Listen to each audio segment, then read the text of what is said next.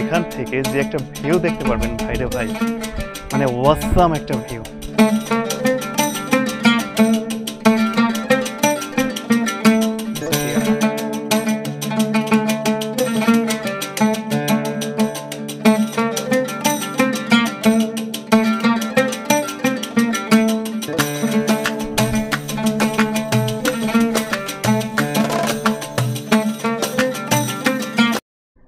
আজকে মূলত আমি যে জায়গাটাতে দাঁড়িয়ে রয়েছি এটা হচ্ছে তোমার কনভেন্ট দ্য ক্রিস্ট। আর আমি এখন কনভেন্ট দ্য ক্রিস্টের যে একদম মূল ফটক রয়েছে সেই মূল ফটকের ভিতরে বসে রয়েছি বা দাঁড়িয়ে রয়েছি। ঠিক আমার পেছনের বিল্ডিংটাতে যদি আপনি লক্ষ্য করেন তাহলে সেটা দেখতে পারবেন যেটা আপনার 1160 সালের তৈরি একটা রাজপ্রাসাদ। আর পুরো ইউরোপ জুড়ে যখন 1160 সালের দিকে আপনার নাইটস যে সেনাবাহিনীর উত্থাপন হয় বা পরিস্থিতি লাভ করে, সেই পরিস্থিতির প্রধান যে আতর ঘর বলা হয় সেই জায়গাটা হচ্ছে ঠিক এই জায়গাটা। আর এখানকার যে সিস্টেমটা ছিল, এখানকার যিনি প্রধান রাজা ছিলেন তিনি হচ্ছেন গোয়ালদাল। আর ওই গোয়ালদাল দাসীর মধ্য দিয়েই প্রথম যখন আপনার মুসলমানদের সাথে একটা ঝগড়া, একটা বিবাদের সৃষ্টি হয়, ঠিক তখন আপনার নাইটস নামের একটা আর্মি বা সেনাবাহিনী ঠিক এই অঞ্চলটাতে গড়ে ওঠে। আর এই অঞ্চলটা গড়ে ওঠার পরে আপনার প্রধান কার্যালয় হিসেবে ব্যবহার করা হয় ঠিক আমি এখন যেই জায়গাটাতে দাঁড়িয়ে রয়েছি ঠিক এই জায়গাটাকে। এখানে কিন্তু এখন আপনারা যদি লক্ষ্য করেন তাহলে দেখতে পাচ্ছেন যে অনেক বিল্ডিংই কিন্তু আপনার ধ্বংসাবশেষে পরিণত হয়েছে, যেগুলোতে আমরা নিচেরটাতে যেতে পারবো কিনা আমি ঠিক ইনশিওরভাবে বলতে পারছি না, তবে চেষ্টা করব যে নিচের ওই জায়গাতে যাওয়ার জন্য। আসলে পর্তুগালে আসার পরে আমি যতগুলো বিল্ডিং দেখছি, পর্তুগালের বিল্ডিং কোয়ালিটি বলেন বা আপনার যে মানে প্রাসাদ কোয়ালিটি বলেন, প্রতিটা প্রাসাদের কোয়ালিটি কিন্তু সেম এক, যে কোনোটার সাথে একটা কোনোটার যে পরিবর্তন আছে ঠিক তেমনটা কিন্তু নয়। আপনার প্রতিটা বিল্ডিং বা প্রতিটা আর্কিটেক্টই কিন্তু একরকম। আমরা এই জায়গা থেকে কিন্তু একটা দারুণ একটা আমরা ভিউ দেখতে পারবো, যেটা হচ্ছে মানে রাজা রানীদের পালানোর একটা জায়গা। জাস্ট আমার সামনে এখন একটা গ্লাস রয়েছে যার কারণে আমি ওই সাইডেতে যেতে পারছি না, জাস্ট সামনেটাতে। হ্যাঁ, ইনশাল্লাহ আমি খানিকটা পরে আপনার ওই জায়গাতে নিয়ে যাব। আর ঠিক আমার এই সাইডেতেও আরেকটা রাস্তা রয়েছে যেটা বর্তমানে কিন্তু বন্ধ করে রাখা রয়েছে, এটাতে এখন ঢোকা যাবে না। তবে ইনশাল্লাহ আমরা পিছন সাইডটাতে দেখলে মানে এই সাইডের দেখা জিনিসটা মিটে যাবে সব। তবে আমরা জাস্ট এখন যে আপনাদেরকে বলছিলাম যে 5টা দেশের কাছে খুবই গুরুত্বপূর্ণ একটা ধর্মীয় স্থান যেটাকে বলা হয় কনভেন্ট দ্য ক্রিস্ট, যে একদম মূল ফটক, রাইট নাও আমরা সেখানে প্রবেশ করব। Pessoa. 3 pessoas, ok, Sim. obrigadíssimo, boa visita. Obrigado. Muito obrigado.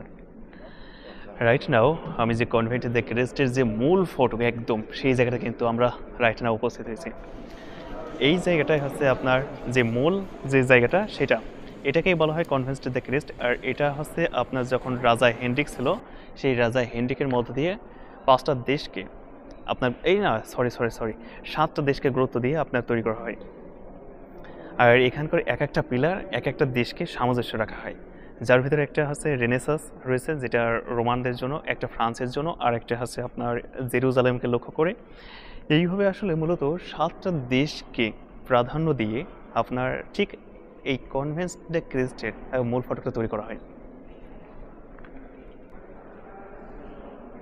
আজকে কিন্তু আমি যে শুধুমাত্র একা এসেছি তা কিন্তু নয়, আমার সাথে আছে আমার বাংলাদেশের 2টা ভাই, যেটা কাইম ভাই আর ইসমাইল ভাই। তারা কিন্তু 2 ভাই। আমরা যেমন 2 ভাই থাকি সর্বদা, ঠিক তেমনই তারাও 2 ভাই। তো আসেন এই ভেতরটা ঢুকে এই সাইডে। তো উঠবেন না তাহলে? ওকে। ইসমাইল ভাই কয়েকদিন আগে আসলে অ্যাক্সিডেন্ট করেছিল, যার কারণে ভাই পায়ে একটু ব্যথা। তো ভাই আসলে বলতেছে যে আমি আর না উঠি।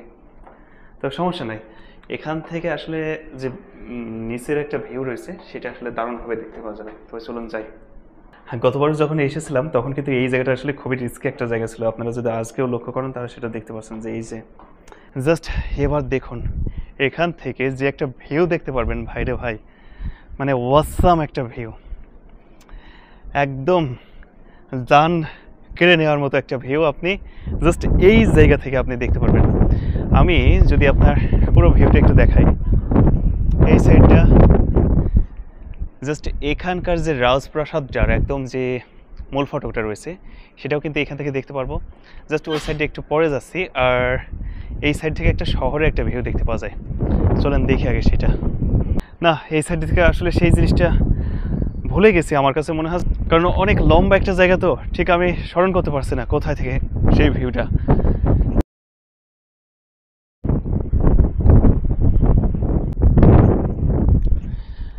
বিল্ডিংয়ের বর্তমানে যে আপনারা যে নকশাগুলো দেখছেন, আমার মনে হয় প্রতিটা নকশা নতুন করে তৈরি করা। কেননা আমি যখন এসেছিলাম, গতবারের কথা বলছিলাম, এই জিনিসগুলো কিন্তু এতটা ছিল না, পরিপূর্ণভাবে ছিল না। পরিপূর্ণ ছিল শুধুমাত্র নিচের যে অংশ রয়েছে, সেই নিচের অংশটাতে আপনার এই ধরনের ডিজাইন একটা রয়েছে। কিন্তু এখন নতুন নতুন করে কিন্তু আবার নতুন নতুন সংযোজন করা হচ্ছে, যেটার মধ্য দিয়ে কিন্তু যে আপনার ইউনেস্কোর একটা কি বলে, ইউনেস্কো থেকে স্বীকৃতি পেয়েছিল যে এই জায়গাটা, সেই জায়গাটা শুধুমাত্র ইউনেস্কো থেকে স্বীকৃতি পাওয়ার কারণটা ছিল কিন্তু যে আপনার ঐতিহাসিক একটা স্থান হিসেবে, যেটা আপনার 1160 থেকে শুরু হয়ে 1500 সালের দিকে কিন্তু এই জায়গাটা প্রচণ্ড পরিমাণ বিখ্যাত হয়ে ওঠে শুধুমাত্র হেনরিকের জন্য, আর শুধুমাত্র কে নাইটস বলে যে আপনার আর্মি বা সেনাবাহিনীর যে উত্থাপন হয় শুধুমাত্র সেটার জন্য। ও মাই গড, ও এটা হচ্ছে ক্যাস্টেল। ক্যাস্টেলের একদম মূল যে ফটোগুলো রয়েছে সেইটা, যেমনটা আমি বলছিলাম, আমি যখন গতবার এসেছিলাম ঠিক এই জিনিসগুলো ছিল, কিন্তু বর্তমানে আপনার ঠিক আমার পেছন সাইডে যে সকল বিল্ডিংটা তৈরি করা হয়েছে সেই সকল বিল্ডিংয়ের অনেক কিছু এখন বর্তমানে পরিবর্তন করা হয়েছে। তবে এখন আমি এই জায়গাটাতে যাব। আমরা গ্রামাঞ্চলে যারা বসবাস করি বা শহরে যারা বসবাস করি তারা কিন্তু একটা জিনিসের সাথে খুব অভ্যস্ত রয়েছি, সেটা হচ্ছে আমাদের দক্ষিণের হাওয়া খেতে হবে। ঠিক তেমনটাই যখন এই বিল্ডিংটা তৈরি করা হয়, এই দক্ষিণের হাওয়া খাওয়ার জন্য একটা জানালায় রাখা রয়েছে, যেটা হচ্ছে আপনার রাজার রানী এবং তার মেয়ের বাতাস খাওয়ার জন্য শুধুমাত্র এই জায়গাটাতে আসতে পারবে, যেটা হচ্ছে হেনরিকের মেয়ে। আর আমি রাইট নাও ঠিক সেই জায়গাটাতে দাঁড়িয়ে রয়েছি, আর আপনারা যদি লক্ষ্য করেন তাহলে কিন্তু বাতাসের যে গতি তীব্রতা সেটা কিন্তু আশা হচ্ছে অনুভব করছেন বাতাসের ভরভরের শব্দটা শুনতে পেয়ে। ঠিক এখন দেখুন আমি সেই জায়গাটাতে প্রবেশ করলাম রাইট নাও, আর এই জায়গাতে বসে আপনার যে রাজার মেয়ে ছিল এবং তার স্ত্রী ছিল, শুধুমাত্র এই দুইজনেরই আসার পারমিশন ছিল এই জায়গাটাতে।